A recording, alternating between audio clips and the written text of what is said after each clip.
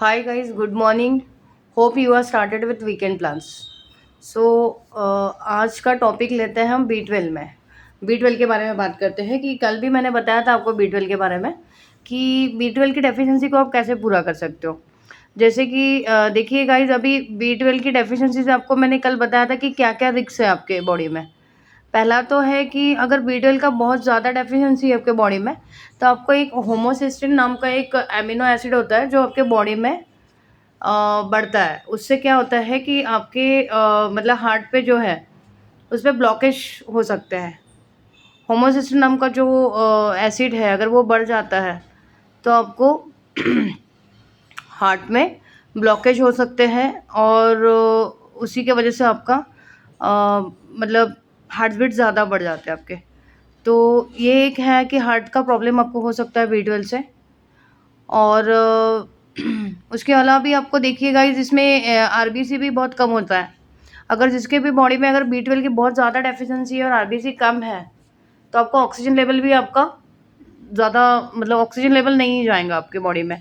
इसकी वजह से भी हार्ट का प्रॉब्लम, आपका हार्ट की रिस्क बढ़ सकती है।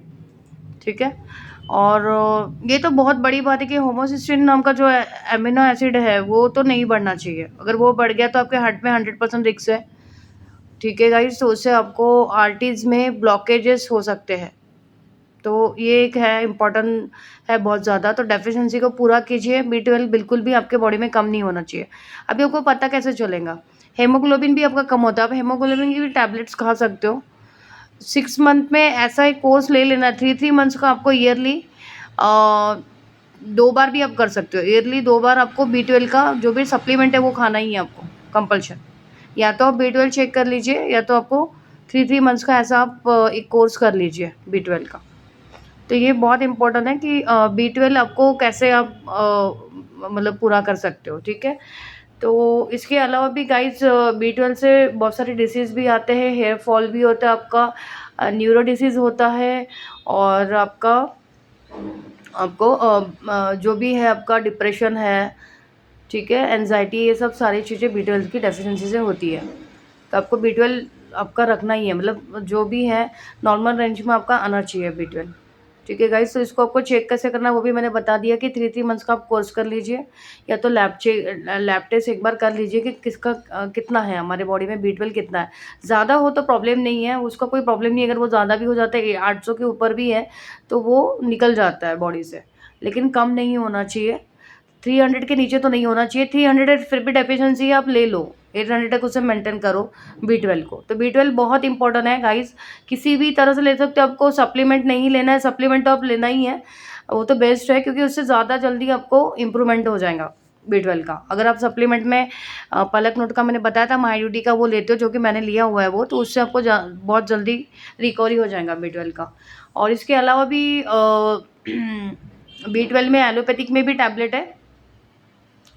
बी कॉम्प्लेक्स करके आता है, वो न्यूरोबिन फोर्ड करके है, उसमें से उससे भी आपको बी फैमिली का पूरा ही मतलब B12 की डेफिशिएंसी आपको इसमें भी फिलफुल हो सकती है। न्यूरोबिन फोर्ड करके एक टैबलेट है B12 का एलोपैथिक में, वो आप ले सकते हो। ठीक है गाइज। और मैंने बोला था आपको खाने में आपको पनीर खाना है, दही खाना है, कर्ड, पनीर ठीक है, इससे भी आपको मिलेगा। स्प्राउट्स में आपको मिलेगा B12। ठीक है, खाने में डेली आपको ये सब खाना ही है, स्प्राउट्स भी खाना है आपको। तो आपकी B12 की डेफिशिएंसी वैसे भी फिलफुल होती रहेगी। तो आपको B12 का इस तरह से आपको ध्यान देना है बॉडी में। और थायराइड जिनको भी है उन्होंने भी अपना B12 एक बार चेक कर लेना चाहिए। ठीक है, जिनको भी थायराइड पेशेंट है, या और बाकी तो थायराइड पेशेंट वालों को वैसे भी न्यूट्रिशन की डेफिशिएंसी होती है। तो एक बार अपना B12 आप ज़रूर चेक कर लेना। इसके अलावा भी जो भी आपको डेफिशिएंसी है, मतलब वैसे भी जिनको भी थायराइड है तो उन्होंने अपना न्यूट्रिशन लेते रहना चाहिए। B12 हो, चाहे सेलेनियम हो नट्स के द्वारा, या आप टैबलेट भी ले सकते हो। ठीक है, थायराइड वालों को अपना आयोडीन भी चेक कर लेना चाहिए। आयोडीन तो वैसे चेक होता नहीं है, लेकिन आप थायराइड वालों को आयोडीन का ऐसा नहीं है कि आपने सॉल्ट खा लिया, वो नहीं खाना है आपको। आयोडीन में तो आपको सेंधा नमक ही खाना है। तो अब पलक नोट का एक ट्रिपल थायराइड केयर आता है माय ड्यूटी का, तो वो आप ले सकते हो, जिसमें कि आपको आयोडीन से लेके, वो मैं आपको अलग से एक वीडियो बनाऊंगी उसके बारे में, ठीक है गाइस। तो वो सप्लीमेंट जो है, कौन सी सप्लीमेंट आपको लेनी है थायराइड पेशेंट वालों को, और आपके अदर जिनको थायराइड नहीं है उन्होंने वो भी ले सकते हैं, ठीक है। तो इससे आपकी जो भी डेफिशिएंसी है, न्यूट्रिशन डेफिशिएंसी, वो आपकी पूरी हो सकती है। तो ओके गाइज, मिलते हैं नेक्स्ट ब्लॉग में। See you later, bye, take care.